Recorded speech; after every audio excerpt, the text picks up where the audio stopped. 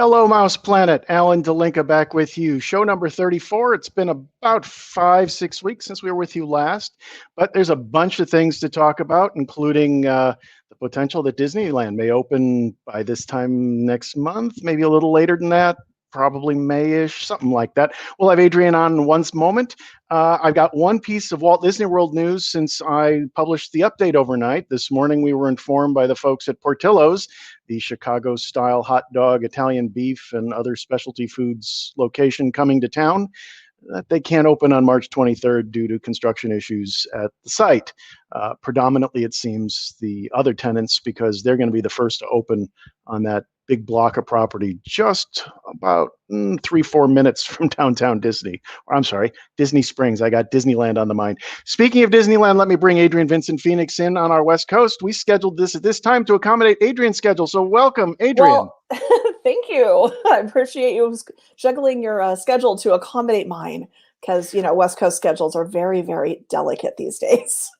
Well, with the sun setting later, I like to walk later. So, it's a matter of walking and showering and turning the computer on and, all that fun stuff. Yeah, so, daylight saving time sucks. Let's hope that we've never do this again. Well, I was going to say, since Todd Pickering couldn't join us, I do have a message from him. Let me share that here.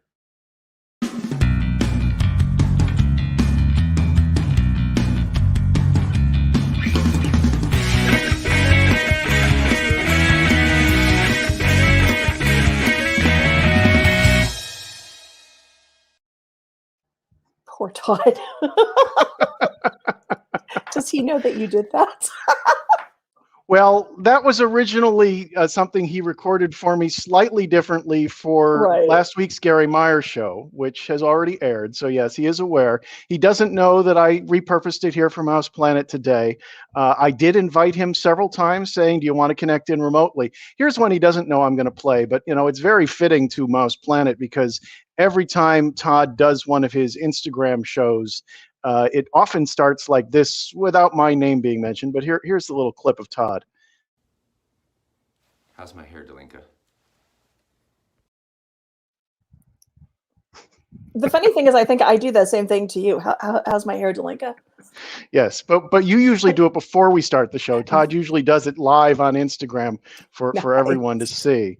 Nice. So what's going on out there out west? What's the latest and greatest? I have queued up here in the engine, if it'll wake up. I have Ken Potrock's statement from earlier this month that they're excited, that they're looking forward to having an opening. What else? Yep. What else do we know?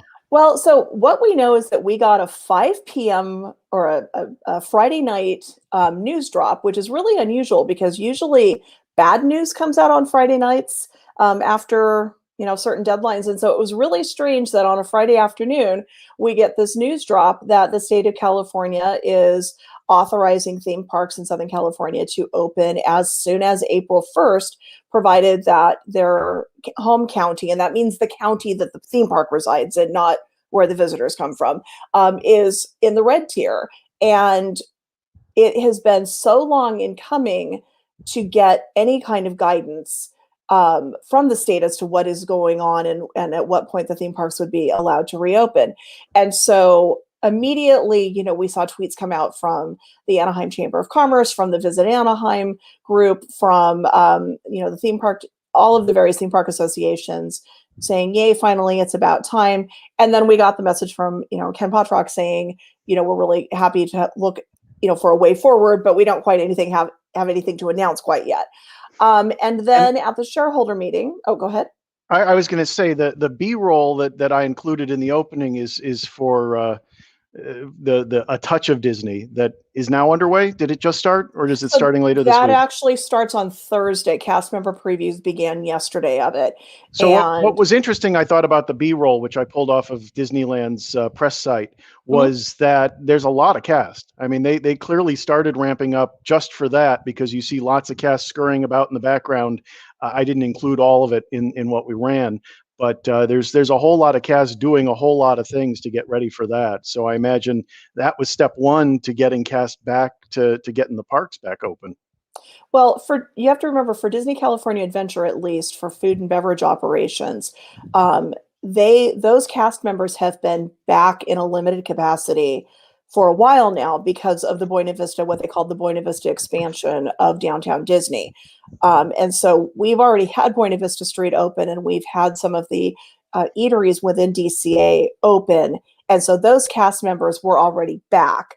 So then they ramped it up with another wave of recalls when they announced Taste of Disney.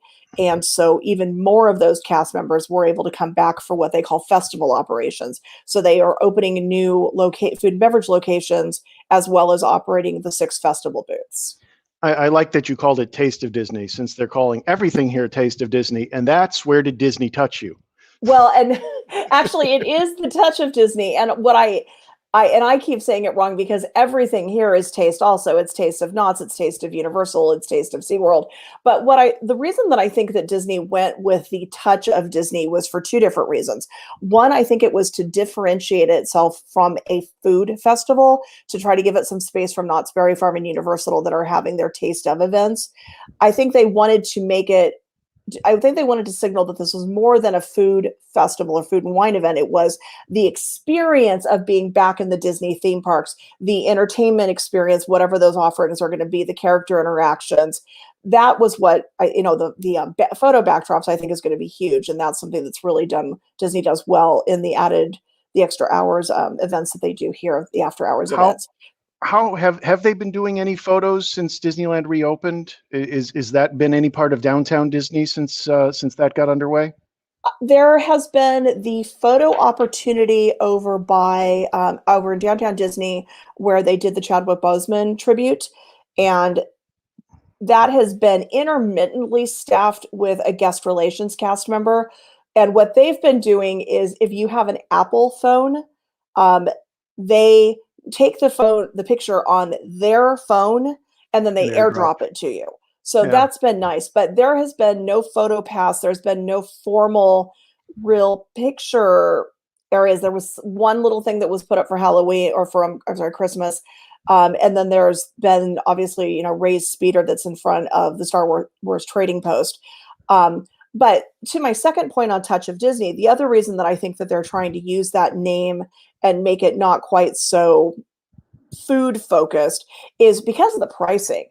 Because realistically, the value isn't there for a food festival. You're paying $75 for a ticket, and only 25% or $25 of that is redeemable in food. The rest of it's going to be, it includes parking. What is parking up to at Disneyland these days? 20 or 25. I can't remember. There's half the price, right? I mean, well, yeah, and there's you've got 20 or 25 that's parking, but that's per ticket.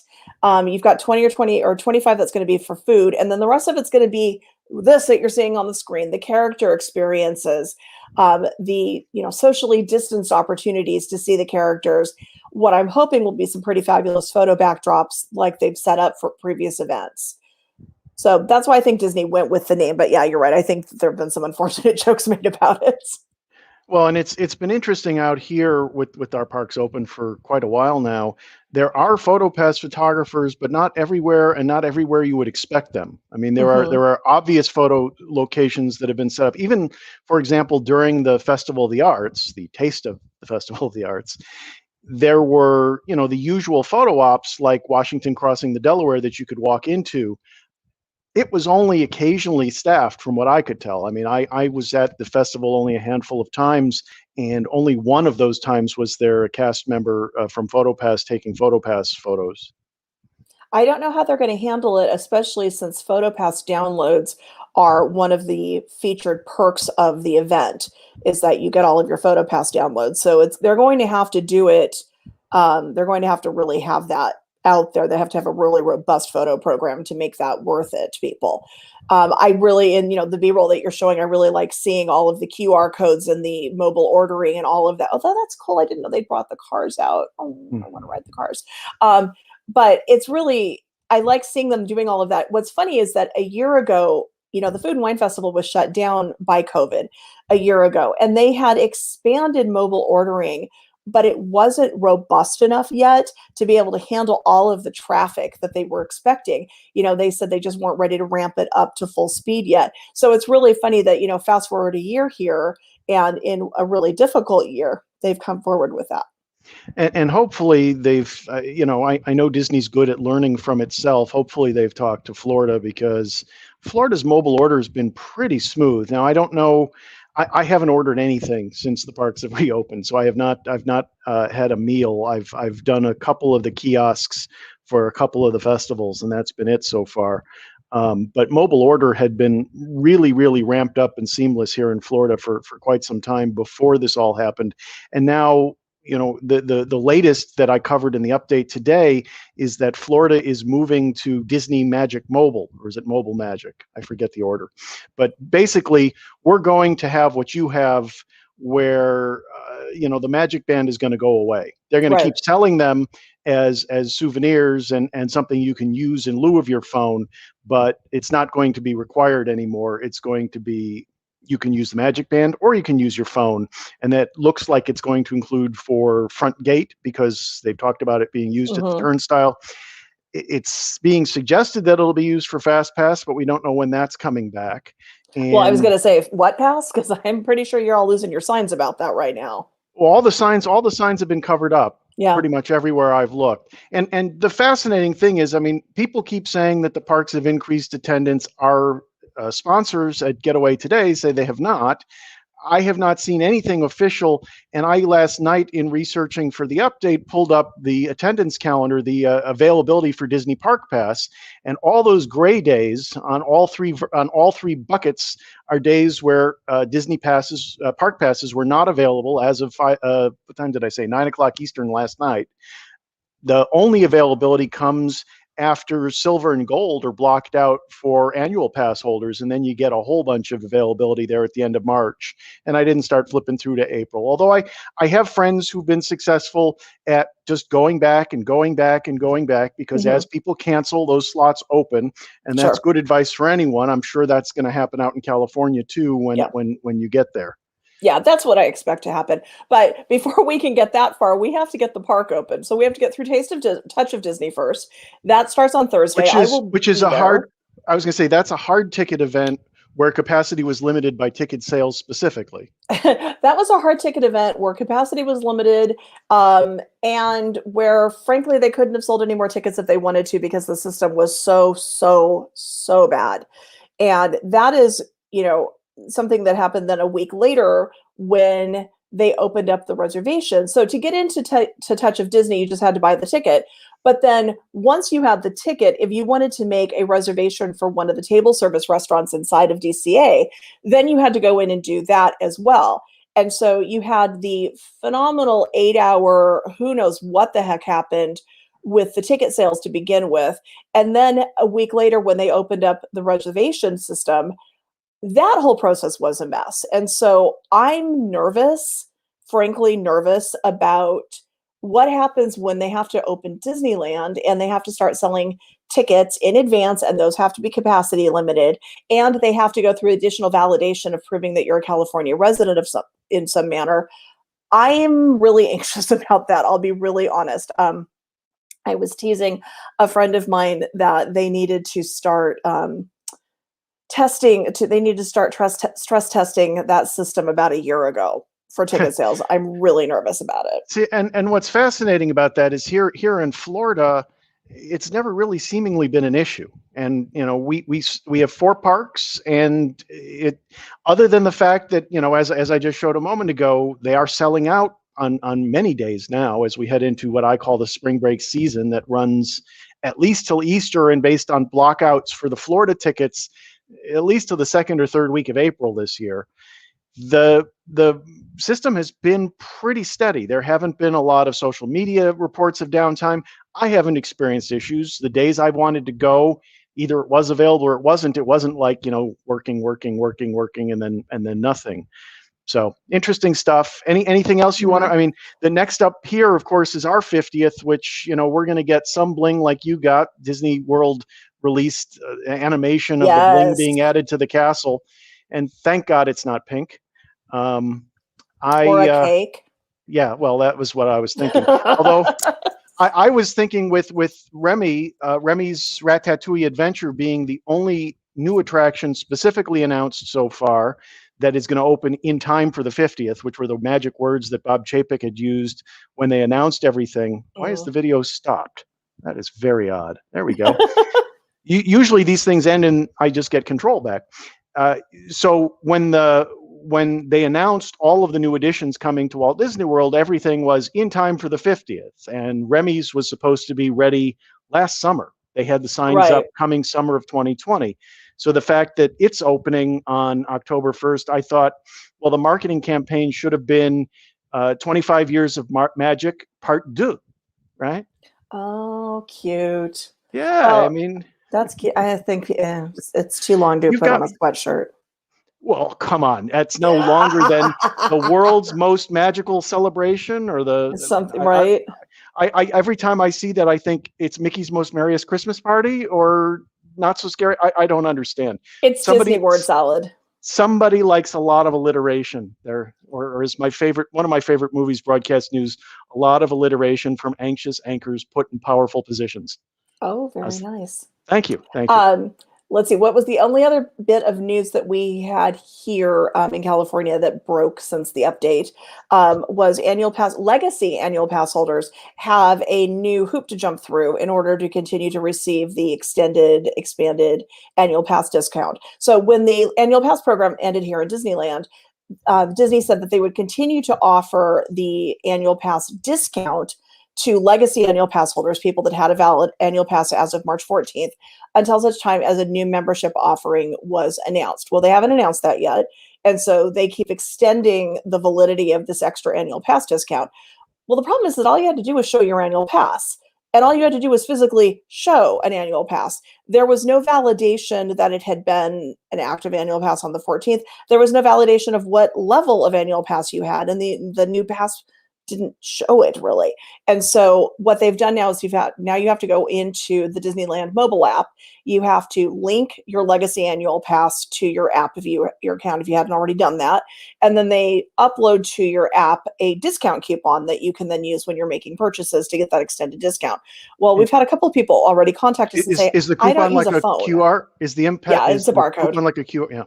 Yeah. So what's interesting about that is Mouse Gear at Epcot has started experimenting with self-checkout. Yes, we have that here too. And the AP privilege and the DVC privilege are already in your My Disney Experience account. And I went through the app to try it out, and it recognized it for the discount. What it wouldn't do is it wouldn't take a Disney gift card for payment. Right. And so I decided, okay, I'm going to go wait to checkout because I have some Disney gift cards I haven't finished spending yet. And I'm surprised they haven't added Disney gift card to that. They've been hyping here, contactless payment everywhere. And the Disney gift card, still requires contact. It still requires being swiped. It's the cast members no longer do it. They have you do it at the terminal. Yeah. But it can't be done in My Disney Experience for food orders or for merch. Right.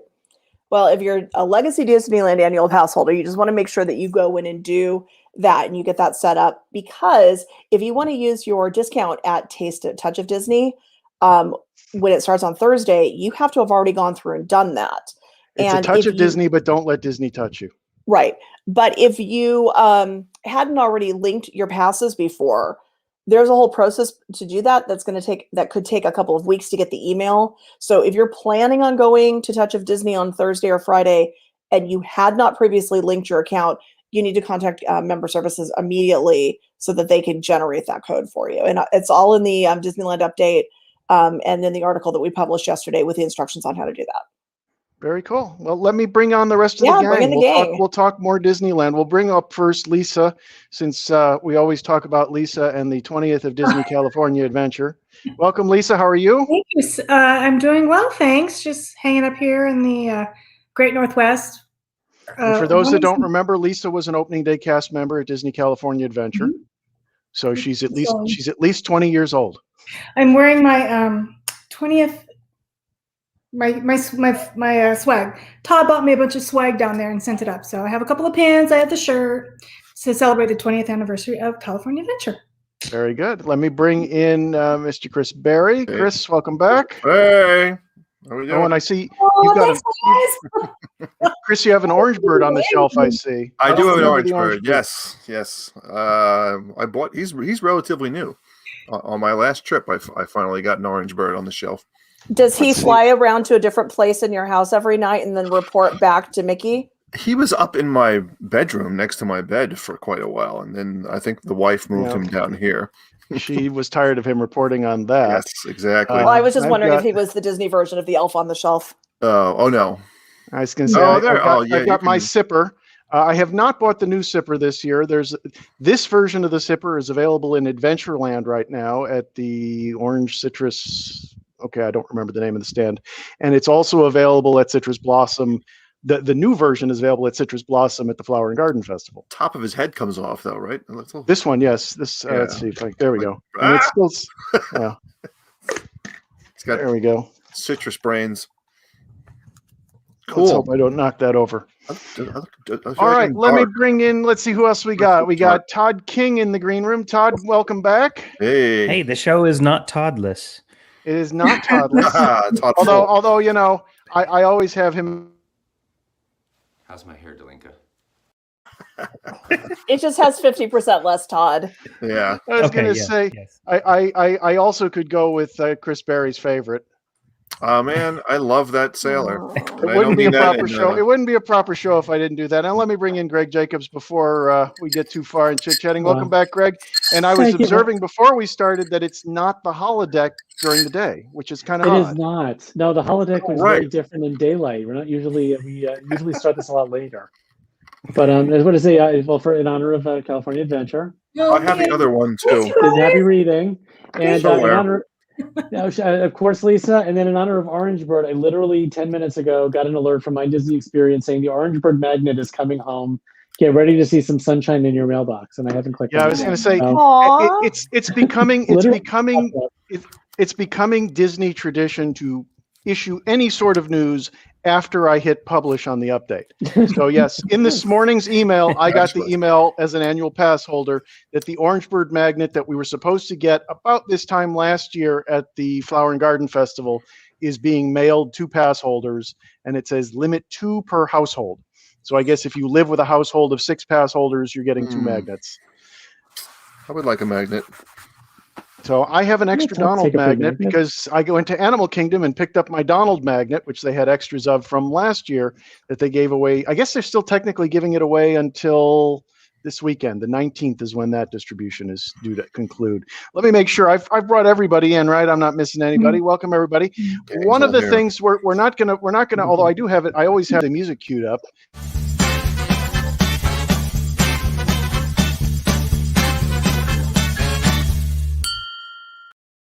Yes. But I don't have any questions queued up this that week. song. That's a pandemic song. Well, the funny thing is, so, you know, I put the opening together with the countdown and the graphics and stuff, and it was the first time I'd listened to the music that we used for the opening in the 6 weeks since we did the show, which is kind of funny. And that's the first time I've listened to that little ditty in a bit. But one of the things I suggested we talk about, since Disneyland is on the road to recovery, is everybody's first visits, and folks in Facebook land and YouTube land and Periscope land. And by the way, I had Periscope problems starting the show, and I know Periscope's supposed to go away, but I believe we're streaming on Periscope as well today. I suggested we talk about when everybody visited for the first time. I see Adrienne's on mute.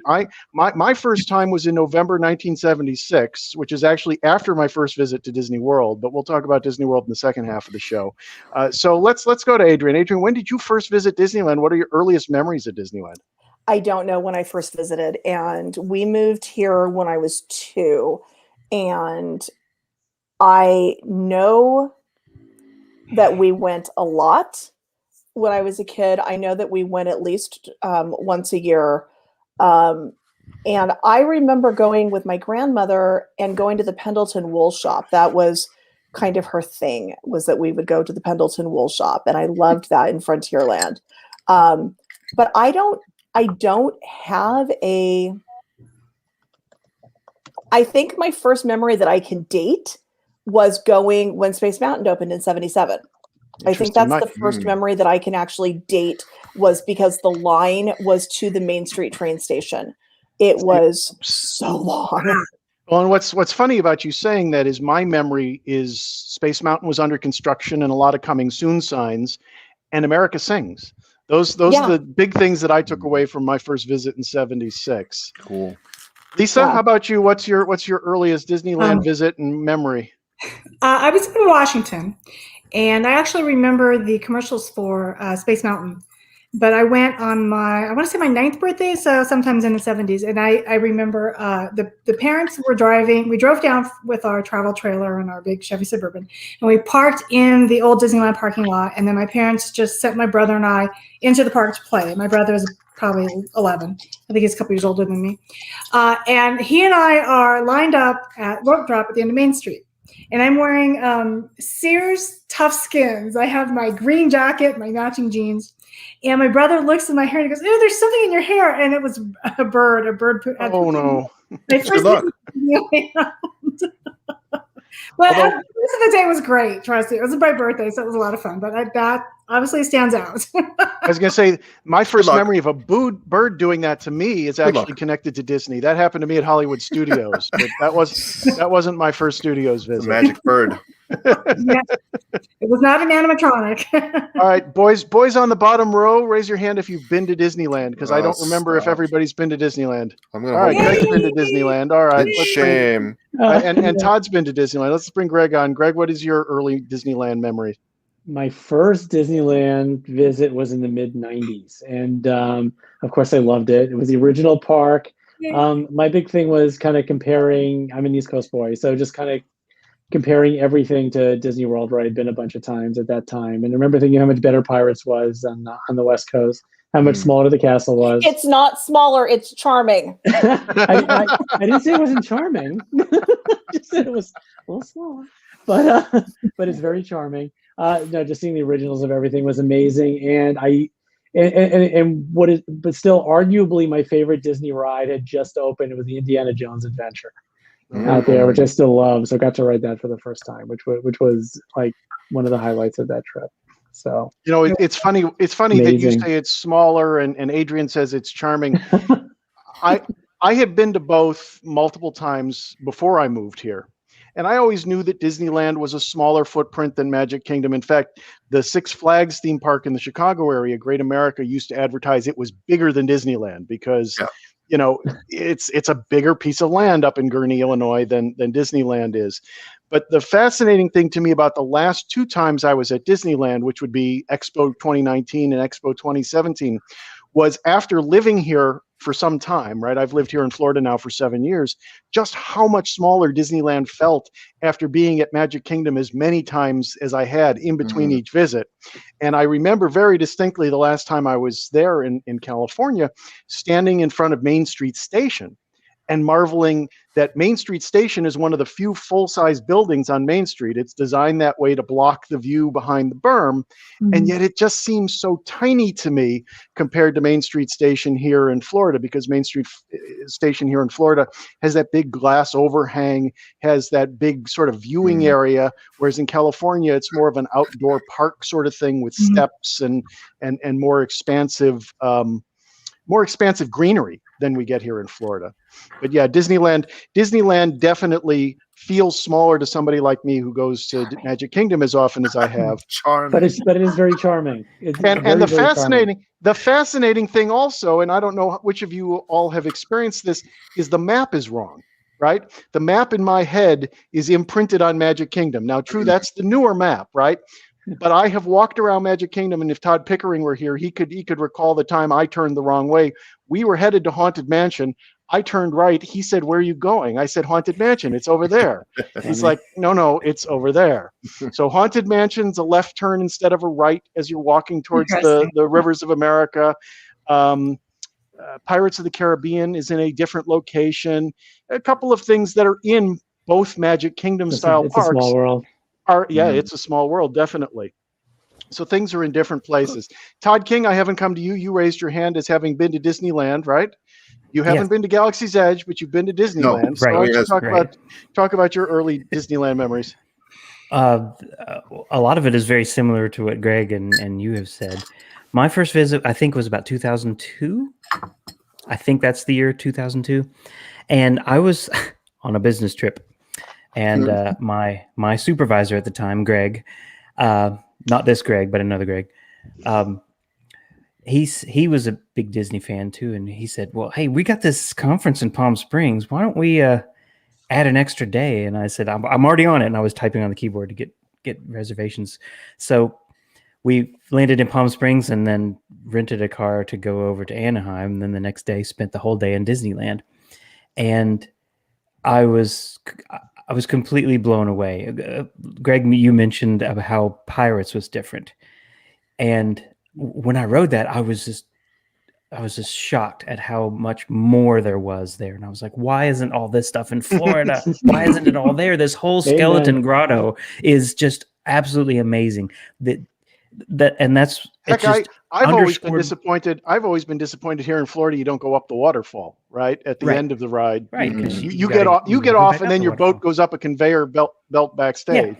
Yeah, you don't get to ride it. But it just that whole thing just underscored what I love about Disney rides, and that is not the thrills and the drops and everything, just the complete immersion and atmosphere. And that whole skeleton grotto at the beginning of Pirates just sets that so well, and I fell in love with it. It was absolutely amazing. But as far as the size goes, I was walking down Main Street and I was like, yes, there's the castle in its charming state. And charming state. And it's charming. And I remember, getting to I think Walt the partner statue was there at that time, and Greg and I were like, all right, well, where are we going to go first? We're here at the hub. Which direction we go? I said, well, let's just go counterclockwise and start over in Adventureland.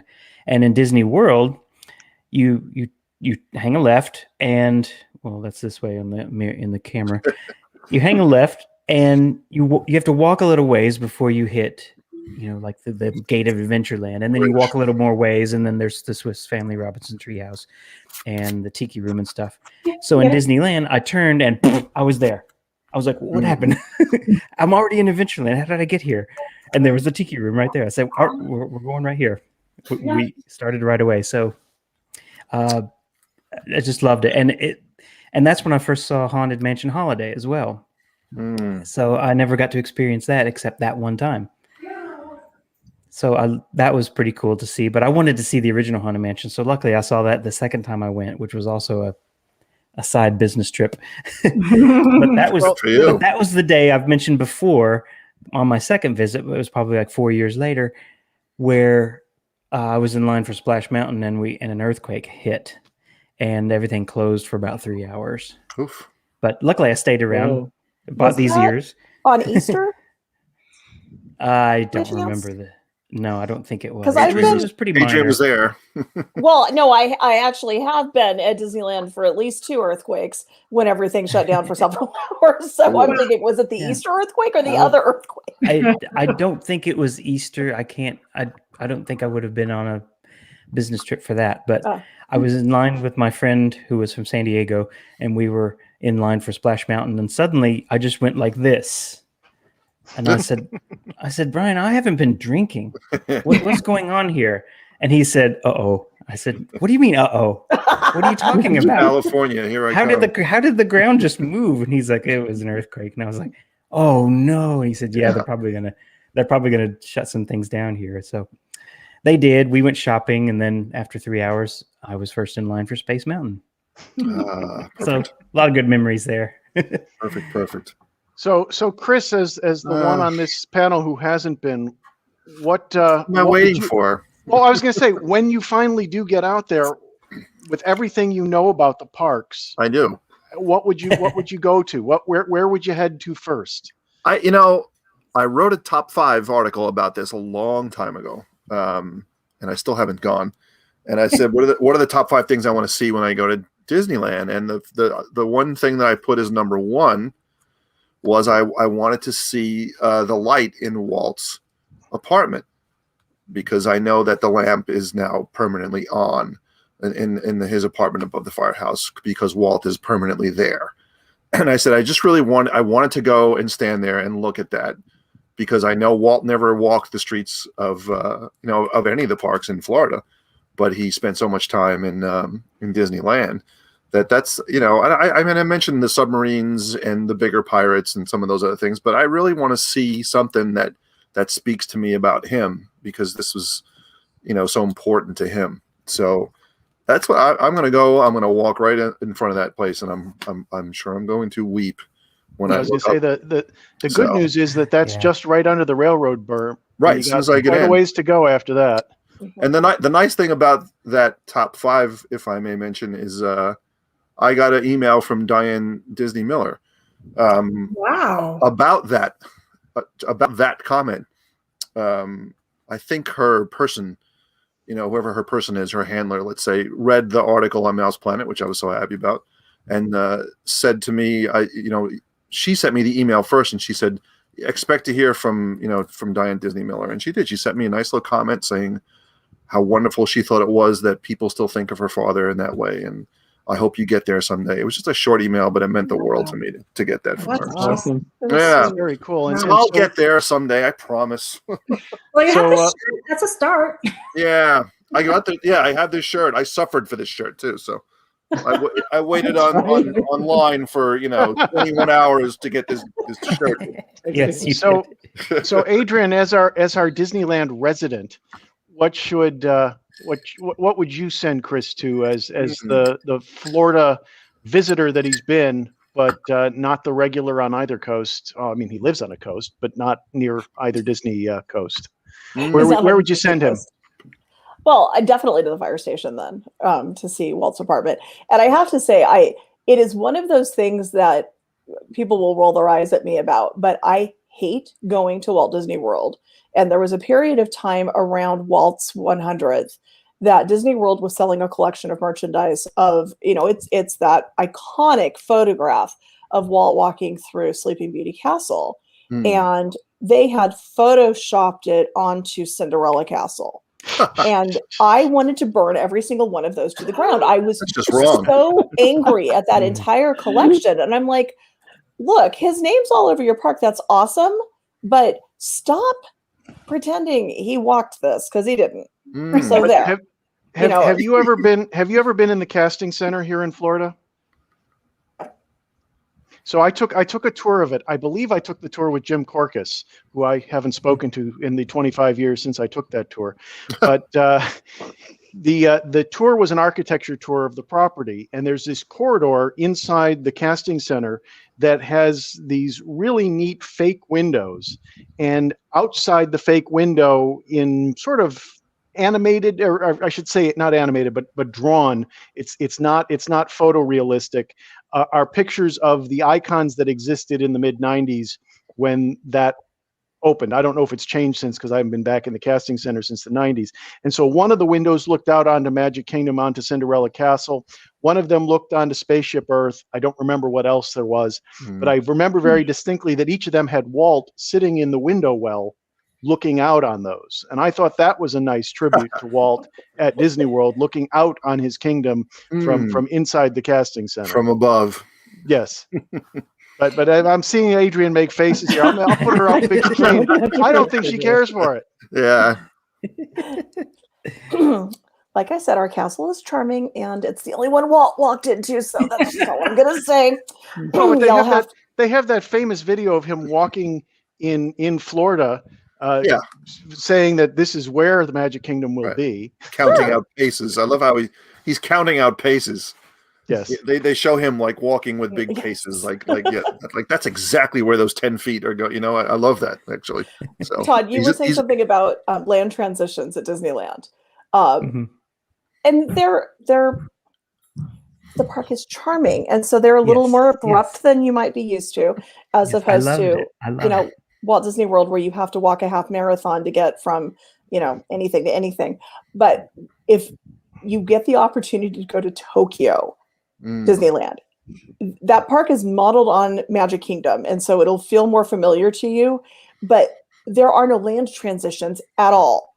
There are no land transitions. And so there's this wonderful spot where you can stand in Fantasyland, and then you take one step and you're in Toontown, and you take one step and you're in Tomorrowland, and it's literally paint on the ground. It's the only way that you know that the land has changed. There's no archways or entrance ways. There's a Shinto gate going into Toontown, but it's set back a little bit. It's really, really strange. But they also have the photo that every American tourist takes of Dumbo with the Haunted Mansion in the background, because that's how their park is set up. That's cool. And there's just no land transitions. Yeah, it's very weird. It's interesting you say that, because the transitions in Magic Kingdom, and I'm hidden here behind the logo talking to us. There we go. I put Adrienne behind it. Perfect. I got Mike Wazowski. The transitions here in Florida aren't all that distinct land to land. They are certainly when you go from the hub to the lands, but the transition from Liberty Square into Frontierland or Fantasyland into Tomorrowland, for that matter, are a little bit rough. They're not as rough as you're describing, but if you stand outside of gosh, I'm blanking on the name of where Sunny Eclipse plays. The Cosmic Rays. Tomorrowland Terrace. Cosmic Rays, that's it. No, Tomorrowland Terrace is the Disneyland name, and that was all that was going in my head. The transition outside Cosmic Rays is on the Tomorrowland side. Across is where Merida meets people in Fantasyland, and that's just immediately across the pavement. But I am going to log off and say goodbye for now. All I'm going to go pick up a toddler from school. So we're gonna spend the rest of the show talking about Disney World, which you apparently hate. And I love Disney World. I absolutely love Disney World. Just not that picture. I agree. Oh, okay. Apparently, I'm not going. So yay. Oh, you're not going? Right. No, apparently no. Tony just got off his work call, so I am. Woohoo! Take back my goodbye to you then. Yeah, all right. Do we have any? Well, I don't know that we really covered it when we did our Disney California Adventure 20th show. Let's do it now. I mean, my first Disney California Adventure was when it was still Disney's California Adventure, was on September 12th, 2001, when I got stuck in Southern California and decided, okay, I'm going to go over to this park and see what there is, because, well, there were no flights, and downtown LA was surrounded by National Guard, and we all thought the world was ending. Turned out that the world didn't end for another 20 years. We were fortunate. It was just a really bad episode in American history instead of the end of everything. No kidding. The 9/11 visit, the 9/12 visit to the park was certainly unique. It was also the park for me in its worst state, but I know, Lisa, that you love it dearly. So I'm going to hand it over to you, Lisa, to talk about those early days again. I know you talked about that a bit the last time, but talk about maybe the first time you were a guest in the park instead of the first time you were cast in the park. Geez, I don't know if I can remember that. They all kind of blur together. Probably a couple of the cast member previews. Does that count? Yes, it counts.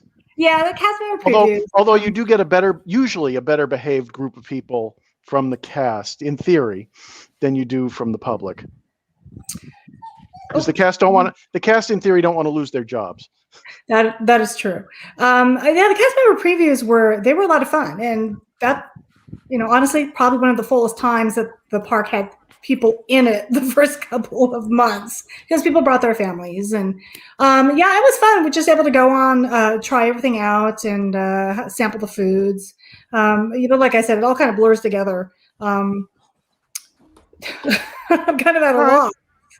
Todd King, did you make it to California Adventure when you visited Disneyland in 2002? No, both those times. Disneyland only. I was going to say you bought a Disneyland only ticket. Yeah, I only had one day, so I had to do Disneyland. I actually did go back to California in November of 2001 because I wanted to see the first iteration of Haunted Mansion Holiday, and I only bought a Disneyland ticket on that trip too. I didn't go to California Adventure the second time I was there in 2001. At least I don't think I did. Adrienne, any specific early memories of California Adventure? I know you saw media previews. I was reading MousePlanet in those days, and MousePlanet wasn't all that fond of the early looks at Disney California Adventure, if I recall. I don't know who wrote it, but Well, that was before we had the weekly park update, so I wasn't writing that part. I was really fortunate to get to go to a number of previews for California Adventure. And one of the previews that I was invited to was a cast member who said that they wanted someone from Mouse Planet who didn't hate the park to actually get to see the park. So, yeah, I think I Awesome. went to one of the very, very first previews. And, you know, I probably have a different take on the park than a lot of people did, because I liked the puns. I liked the jokes. I liked the references. I liked the gookiness of it all. And it would have been fabulous in Vermont. You know, the disconnect for me always with DCA was, why is it in California? You know, and that was the joke that Jim Carrey made, was, you know, about the massive theme park that they built in California to celebrate all things California, but mostly Hollywood, you know, and that's what it really felt like. But there were areas of the park that I really liked. I definitely like Buena Vista Street better. I like what they did with that better. It has a better story. It does. It has a better story, and it's less dated. I mean, DCA opened dated. Yeah, and absolutely. It was very, very much a project of the 90s that opened in 01. Right. Yes. And we used to joke about the barrels and barrels of hip and edgy that they had laying around, that they just splashed all over everything. And you could see that in some of the early, you know, they were really trying for something, and it just wasn't cohesive, and it didn't read as Disney. It read as Universal. It read as Six Flags. And even if it read as hip and edgy, that was in the year that they planned it as opposed to the year it opened. And that's the problem. That's the problem with not going timeless. The problem, you know, is that the clock's gonna run. Yeah. My concern at Epcot right now is that the new Epcot paint color scheme is not going to read as timeless. Those pastels that they've put up front, I think, are going to read 2020. Right now, they seem new and fresh, and it's certainly a lot cleaner than what we had before. But I don't know when we get, I mean, hopefully we're all still around, but I don't know when we get to 2030 or 2040 that we're going to look at that color palette and go, yeah, what were they thinking? Yeah. They'll just paint over it. Well, it's hard to do with those panels. It's not hard to do in the park. Right. Anybody else with California Adventure thoughts, or we'll move on to Disney World? Haven't been Have I there. told you guys my David Hasselhoff story? No, I don't remember one. Go ahead. Opening Hasselhoff opening media event for DCA. The way that they did the event was they had the celebrity red carpet, and the celebrities were ushered into the Hollywood backlot area where they had their own private party that was going on. I was in greetings that night, so we saw them. Yeah. Okay. So the media and the invited guests, you know, Club 33 members, people who knew people, Imagineers and friends and all that. We got the rest of the park. With a huge, amazing, I will never, ever, as long as I live, forget the buffet spread that they had in Paradise Pier with the grilled lobster tails. And it was ridiculous. This was ridiculously over the top, even for a Disney event. And the media were not allowed anywhere near Hollywood. There was this huge buffer area for us. But the celebrities, should they want to, were allowed to leave Hollywood and go out amongst the rabble. And some of them chose to do so. Well, that's because that's where the rides were. Yeah. So some of them chose to do exactly that. And so I'm waiting to go on the Sky Buckets of Doom, the Mickey's Fun Wheel. And I'm waiting in line, and they've shoved, okay, you can go next. And there's somebody, they've loaded a party in front of me, and they're telling me you can go next. And I realize it's David Hasselhoff. And I'm like, no, because, we'd all been given our marching orders. Thou shalt not speak to the celebrities. I'm like, no, you're fine. Go ahead. Go. I'll wait for the next one. Scream my own flying bucket of doom. And he's like, oh, no, come on in. I'm like, oh, this is awkward. And so I'm in, and I'm sitting very gingerly there, and nice to meet you, and I don't know who you are, and blah blah blah blah blah. And he's with his, I don't know, children or grandchildren. It's hard to know. And we start going up, and oh my gosh, what happens if we fall? Are we going to fall into the water? One of the children with him, he's like, don't worry, I'm a lifeguard. And that was totally said for my benefit. I know that was totally said for my benefit. That's and classic. That's awesome. He had to say that. Yeah, I'm so glad he said great. that. I was going to say that's a much better story than my Sigourney Weaver at Pandora sighting, where we were getting off a flight of passage, and by we I mean Tim Ellison, who's out there watching today. Hello, Tim. Hey, Tim. Who was my Disney minder back while he still worked for the company instead of that big red crustacean that he works for now. And Jeremiah Good from Laughing Place. And Sigourney was, I don't know, maybe 10, 20 yards ahead of us as we're getting down the down ramp after, I don't know, our third, fourth, fifth, eighth, 12th ride. I don't know what it was. And we followed her into the exit, which was the gift shop. And we tried to get permission to chat with her, and her handler pushed us away. We knew not to approach her. We went through senior people, and you can't blame her. She was enjoying the park with her kids or grandkids or whatnot, and it was just fun that we got to follow Sigourney Weaver down the exit ramp. Oh, hey, not everybody can say that. Pretty cool. That's right. That was our brush with greatness. Anyone else have star sightings in the park? There was the time I saw Tom Cruise at Magic Kingdom when he was in his battle with his then wife over their daughter Suri.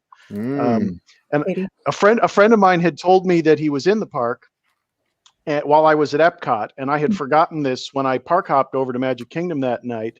And suddenly I saw this gaggle of screaming girls walking in that corridor towards New Fantasyland over by our Dumbo. And I'm like, gee, why are all these girls screaming? And then I saw the plaid escorting Tom Cruise and his daughter, and watched them for a little bit as they got in line for Dumbo and then disappeared into the Dumbo tent. He's short. Isn't that a great story? That's a wonderful story. We saw a lot of celebrities. Yeah. What's that? Oh, you Yeah. probably did. Yeah, we saw a lot of celebrities, and Gwen Stefani would come in all the time because she grew up in North Carolina. Got So it. she would come in with her kids a lot. Jennifer Garner. Oops, my dog just pulled the cord down. Jennifer Garner. Another And goddess. John Ritter before he passed. It was like a year before he passed. We saw him come through. So John Yeah. Ritter, not a goddess. I forget. Was he somebody that was on a Superstar Limo? Because he was on an ABC show at the time he passed away, and about the time he's the on park the opened. 8 Rules for My Teenage Daughter. I don't recall him on that. I recall Drew Carey. Whose line is that anyway? Tim Allen was on it. Melanie Griffith and Antonio Banderas. And I was gonna say, and let's not forget Cher Well said. and Whoopi. and Whoopi. Yeah. Yeah, Whoopi had double duty because she was also doing Golden Dreams. That was fun. I know a lot of people still just kind of blink out the first couple of years of California Adventure, but we're opening a theme park really is a completely different experience. I'll tell you that. And you did a great job, Lisa.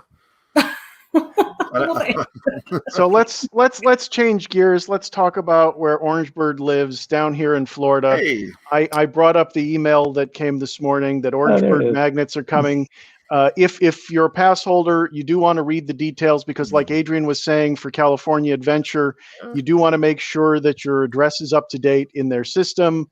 You go to the pass holder extras page and you feed it your data. You sign into the My Disney Experience account, make sure your address is current so that you can get your pass holder magnet. This will be the second magnet they've mailed.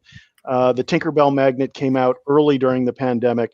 The magnet that they came out with in between, as I mentioned before, the Donald Duck and Spike the Bee magnet is being given out still at Animal Kingdom as a promotion to get people to go to Animal Kingdom on weekdays. So pass holders who go on weekdays before, I think it's 4 p.m., can still get their Spike the Bee magnet if they haven't run out. And my guess is they haven't run out. We had a magnet here at Disneyland that was created for the 65th anniversary that unfortunately, we didn't have a 65th anniversary. And so what they ended up doing was telling annual pass holders or legacy pass holders now that if we came into the resort and went into downtown Disney, that they would give us one of the magnets with a purchase. And as it happens, I was gifted a stack of them. And we, as is our wont, I threw them up on our eBay page as a charity auction for Children's Hospital of Orange County. And Alan, I am going to throw up a photo if I can share. I'm not going to throw up. I'm going to put up. Is this link still good? No, it's not. Oh. So if you'll let me share the screen, I will share my tab here. How about this while we wait for Adrienne? We're streaming. Please stand by. Ta-da. Ta-da. I see a white screen. Now I see the magnet. There we go. Okay. Anyway, so Nice shirt. I was gifted a stack of these things, and so we put them up on eBay. And the reason the link isn't valid is because we sold completely out. And I want to thank everybody that helped contribute to that. We raised $250 for Children's Hospital of Orange County, Right. which is a huge deal for us because, of course, the virtual chalk walk is coming up, and we are actually surprisingly close to our goal for the virtual chalk walk. We are at $7,550 Wow. Go us. raised for the virtual chalk walk, with a goal of 10,000. And with the additional 250 from this event, that's going to bring us up to 7,700.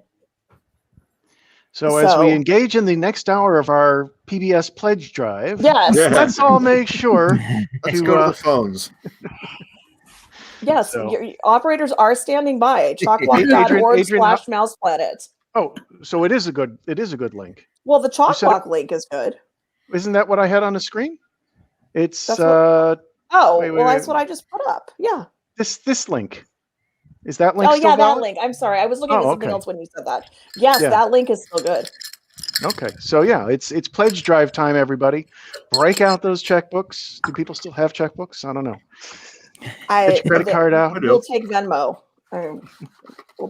We're easy. We'll take right. anything. So let's go back to the wonderful world of Florida's 50th. I mean, my first visit, interestingly enough, will fall within the 18-month celebration. It'll be the 50th anniversary of my first visit, because we visited for the first time in October of '72, a year after it opened. The other thing that I showed in the pre-show that I got loaded up here that I can show off here are what they're calling the beacons, that each of the park icons, from the Tower of Terror to, and of course this is slower than I had it in the opening because I sped that up, the Tree of Life, and Spaceship Earth is next. And you can sort of see the Spaceship Earth beacon already because the nighttime lights do create that effect. I posted one photo that sort of showed off the beacon. And then the castle at Magic Kingdom will have a lighting effect. They're all going to get lighting effects at night to celebrate the 50th. And right now that's all we know, right? I mean, Magic Kingdom hasn't had fireworks since a year ago last night, as I was reminded by my Facebook feed, because I had my video that I shot out my bedroom window of the final fireworks at Magic Kingdom a year ago last night. Which makes it a little jarring, the handful of times they've tested fireworks, because I'm no longer used to nightly explosions in the neighborhood. Well, all right. And that was definitely, as I was showing Todd King the other night, I live very, very, very close to Magic Kingdom, and even closer to where they shoot off the fireworks than I live to the castle itself, because the fireworks are shot off all the way at the back of Fantasyland across the canal, on the perimeter road around the outside of Magic Kingdom, and then I live about another mile and change behind that. We're going to film Dalinka's 11 there as we break in. The other thing, go ahead, Adrienne. Well, I was going to say, you guys should have just been here this morning. We had a house blow up. Their entire cache of fireworks, illegal fireworks, whole house blew up. So hey, we had our own fireworks show down here. Well, I was wondering last night or it wasn't even last night, and unfortunately I don't have it queued up, but maybe I can show it on my phone if I can scroll to it here. Was on anybody my hurt in the phone. explosion, Adrienne? We're not sure, actually. There dear. was suspicion that there was, but I have not seen a news update on it. So I probably shouldn't be joking. yesterday I was out at Disney Springs for a bit to go see the Her Story stuff that I included in the update today, since that's how Disney Springs is celebrating Women's History Month. And as I was pulling out of my community over the lake that looks in the general direction of Magic Kingdom, there was a major fire going on out in the distance that I never posted. That's not exactly where Magic Kingdom is. Here, Magic make your Kingdom screen is big, Alan. Magic Kingdom. I'll make my screen solo. Okay, I can do that. Let's see. That requires coming back here and then going like that. How about that? There you go. Ooh, smoky. Oh my! Definitely Let's smoky. see. Come on. There we go. So yeah, and the They're burning the churros. the castle at Magic Kingdom is a little bit screen left of where the fire is. So where this finger is sort of where the fireworks usually are from Magic Kingdom. But it's pretty close to Disney property. I wasn't sure what it was. I didn't see anything in the press about it. There was a big fire in my community of Windermere yesterday, but it was on the other side of town that got covered by WFTV. Liz in the comments says that was a car fire. In my neighborhood, it was a car fire. Okay. That car fire. Looking at the comments. Because okay, thank you, Liz. I drove past cast parking behind Magic Kingdom on my way out last night. Oh, Bill M posted pictures of the car that burned. Okay, what did it burn in the Magic Kingdom cast parking lot? Because that's in the general vicinity back there. When I pulled out. Thank you, Liz. She'll post forward. Associate producer Liz. I was going to say I recently did do an errand for Liz. I got her a graduation cap that maybe I shouldn't have just mentioned because it's a surprise gift for somebody. Oh. I hope I didn't blow it. At any rate, what else? Oh, 2 people died in the explosion. What are you talking about, Nan? Nan said there was the one by me. Oh, okay. That I shouldn't have joked about. So now I feel horrible. No, you didn't. No. All right. Well, the big fire in my neighborhood that was covered by WFTV was the house of one of the former congressmen, Alan Grayson, I believe his name is, and they said everybody got out okay. So the big fire here was not that. I guess they fought it all day. Everywhere. Yeah. Well, and it's interesting to have a fire at this time of year because we don't have thunderstorms to start them. That's our usual mode of starting a fire here in Florida as we head into the rainy season. Before we get to the rainy season, we have the extremely dry season. And right now my lawn is looking very, very crispy out there, which fortunately it'll get watered overnight tonight because we have only 2 days a week that we can water. And I don't know what the cause of that fire was. But let's go back to Magic Kingdom and talking about what's going on for the 50th. I was going to talk about Epcot, actually. And what I was going to talk about at Epcot is Harmonious, because that's the big bone of contention amongst lots and lots of people these days, because we've got those 2 big barges and a big ring. And it's taking up an awful lot of the field of view. I don't know what Adrienne is doing. And it's Adrienne, off-center. It is off center, yes. The ring is off center. Yes, the it barges, is. And I don't know why this is.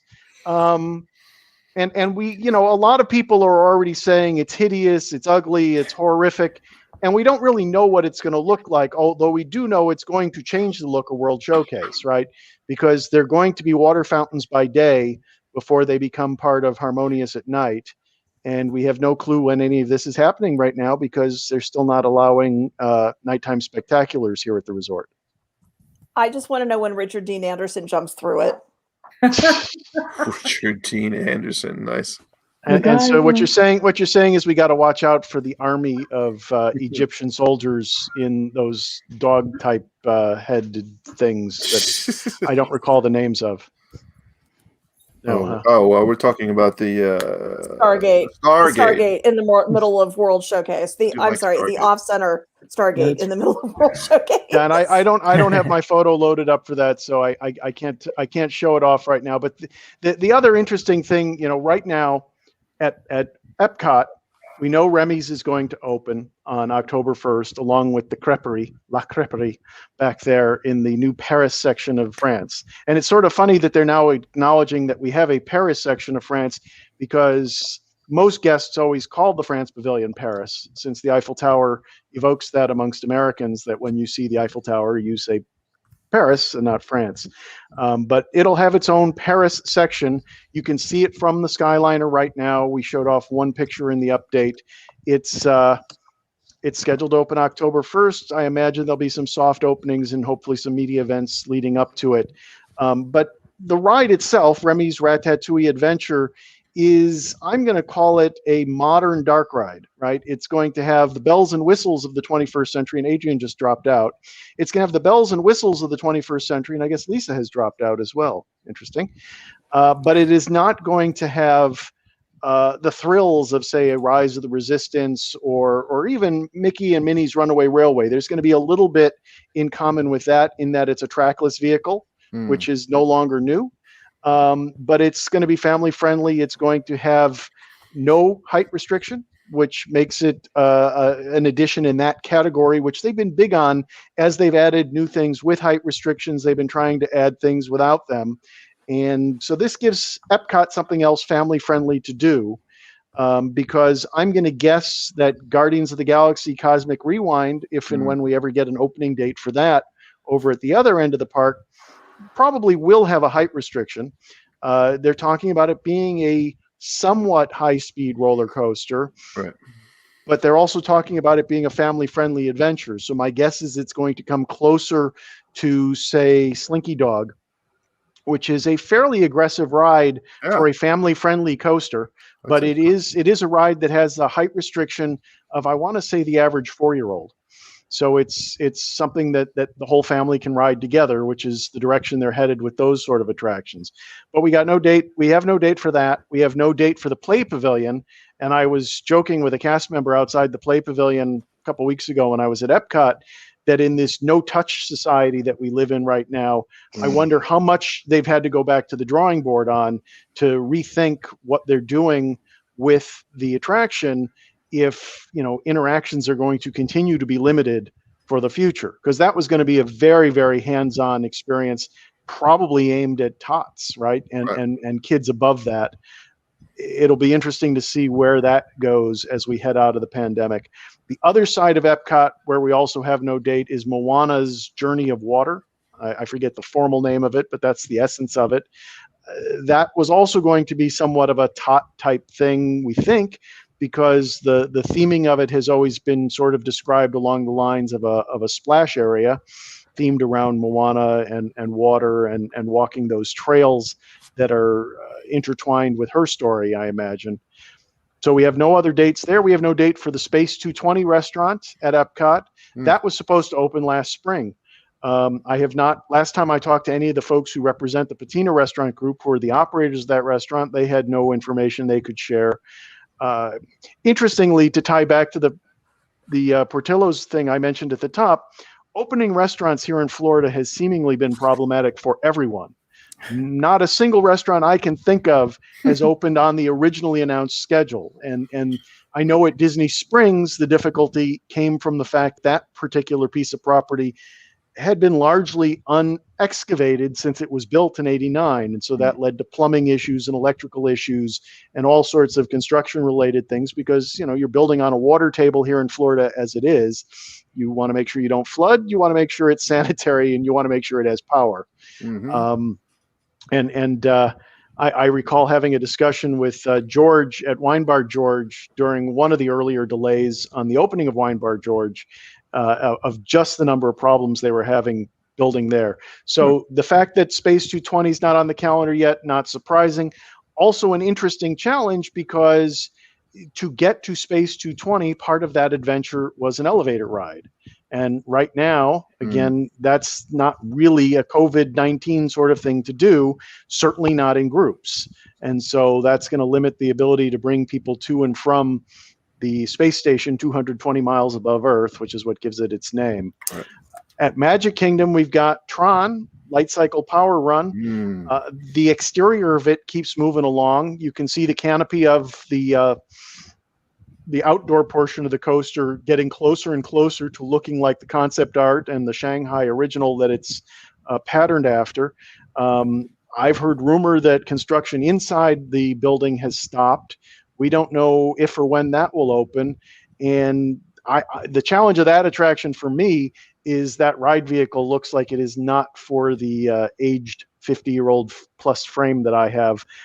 It is a very awkward position. When I had the opportunity to sit on the test seat, both at a media event and when it was in the park, it is similar in posture to the ride vehicle for Pandora Flight of Passage, but different enough that it's not as comfortable as that one can be if it's not overlocked. Right. And the last time I did Flight of Passage, they locked me in there so snugly I was a little concerned that it was a little too tight. Snap in half. But the Tron Light Cycle Power Run vehicles do not look like the kind of thing that I'm going to get to ride and re-ride and re-ride at my age and health. What were you going to say, Greg? You got to try it once. Oh, I definitely will try it. Well, it's sort of like Mission Space when they refurbished Mission Space and put the new ILM produced movie in the Gravity version and the new ILM produced movie in the non-Gravity version. I went and rode both back to back, and that was, I want to say, mid 2017, and I haven't been back since. When Mission Space first opened, I was here on vacation and rode it during its soft opening, actually, and I rode it several times, but I have never found that particular attraction enjoyable because the physical sensations do not bring about the euphoria of a roller coaster going wee. Yeah, that's true. It's an interesting physical sensation. Yeah, that's to me, it's not a repeatable one. Even the non-gravity side isn't particularly repeatable, having something to do with the way they project the video on the screen. There's something about the way the video shows up on those monitors inside the capsule that bothers my eyes. And the one thing I have meant to do for a long time and have never gotten around to do it is try it sometime without my contacts in. I'd like to try it with my glasses. I'd like to try it without my glasses and see if that makes any difference. That if my contacts, which are correcting for astigmatism as well as nearsightedness and farsightedness now that I'm an old man, whether that is messing with the particulars of that screen that I see in front of me.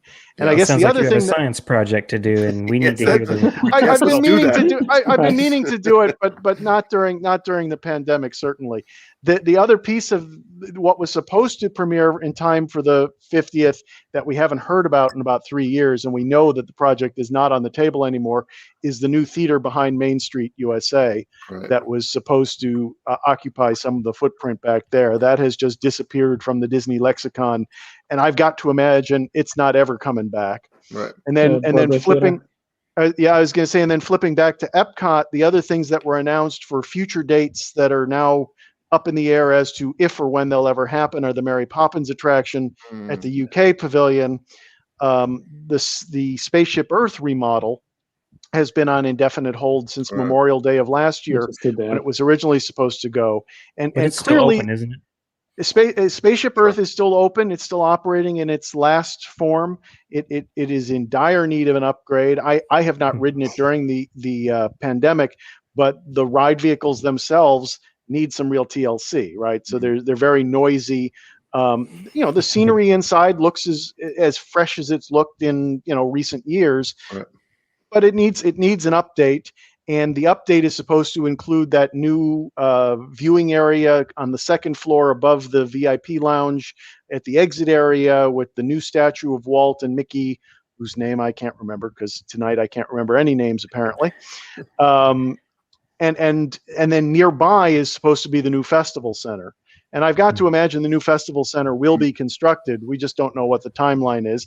They do continue to tear down Communicore West, which was also known as Innoventions West. And less and less steel is standing there every time I've been there. And that's part of just the overall redesign where Future World goes into yesterday land, right?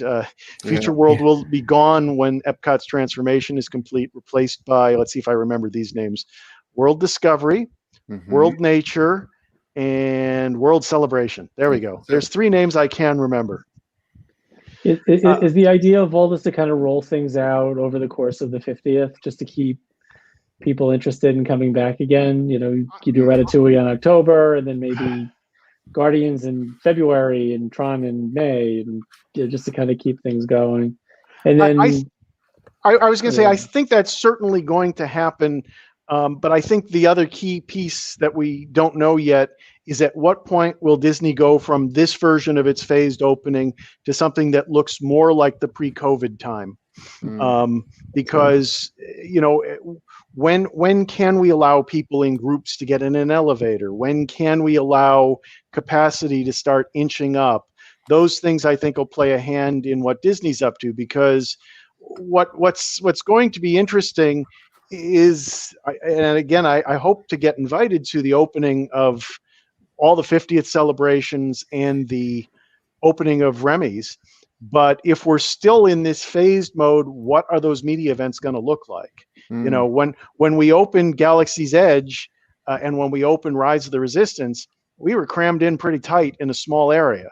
Sure. Because these areas are built for their scenic look, right? Disney builds immersive areas. They don't build them for grand opening ceremonies where you're putting a lot of people in one little area. Exactly. And everybody wasn't either. No, and everybody wants the best shot, and Disney wants the best look for the event, and to make it look crowded and exciting, and those sorts of things. And you know, that area back there in the courtyard in front of the entrance to Ratatouille is not very big. No. And the shocking thing to me is there's a stroller parking area that's already open, because you can now go down part of this new France expansion to a new set of restrooms that are open off to the side of where the attraction will be. And the stroller area is super, super small. And you would think with a ride that's going to be at least as busy as Frozen, right, because it's going to attract that kids plus all the people who want to see what's new, right? You would have thought they would have built a bigger stroller area, but the stroller area is pretty darn small for an attraction that's going to probably have a throughput. If I had to guess, the throughput's going to be similar to Mickey and Minnie's Runaway Railway. It's going to see however many people are going through that an hour, because as I didn't show it in the B-roll, but I did show the promotion photos in yesterday's or today's Walt Disney World update.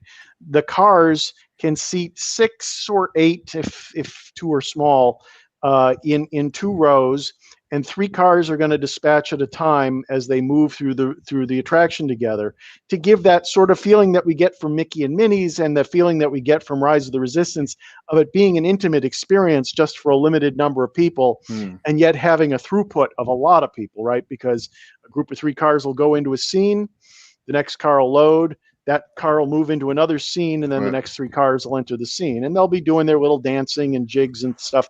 I've not had the opportunity to walk the track, but I've heard reports from folks who have, like Dwayne Bevel of the Orlando Sentinel, and it sounds, in terms of setup, very much like they're doing that modern dark ride thing, where you're experiencing things in these little groups. All sorts of things are happening.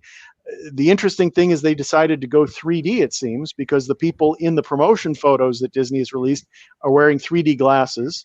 And it's going to be a mixture of stuff that happens in the room and 3D effects on screens all around. Cool. But that's what we know here. Yeah. Let me do a round robin of those who are left. Let's see. Todd King, I haven't come to you in a bit. Got anything to add? Not really. I would like to plug Todd, my upcoming article. Wait, I would like to plug my upcoming article this Thursday.